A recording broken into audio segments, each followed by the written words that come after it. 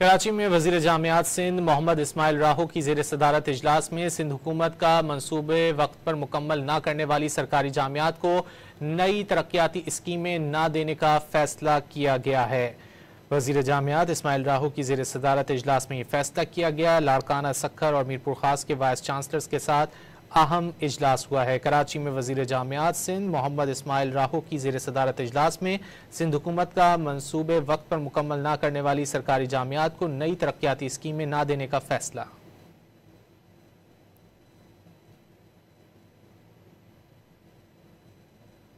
नई तरक्याती स्कीमें न देने का फैसला किया गया है। वजीर जामियात इस्माइल राहो की ज़ेर सदारत इजलास में यह फैसला किया गया। लाड़काना सक्खर और मीरपुर खास के वाइस चांसलर्स के साथ अहम इजलास हुआ है। कराची में वजीर जामियात सिंध मोहम्मद इस्माइल राहो की ज़ेर सदारत इजलास में सिंध हुकूमत का मनसूबे वक्त पर मुकम्मल न करने वाली सरकारी जामियात को नई तरक्याती स्कीमें न देने का फैसला।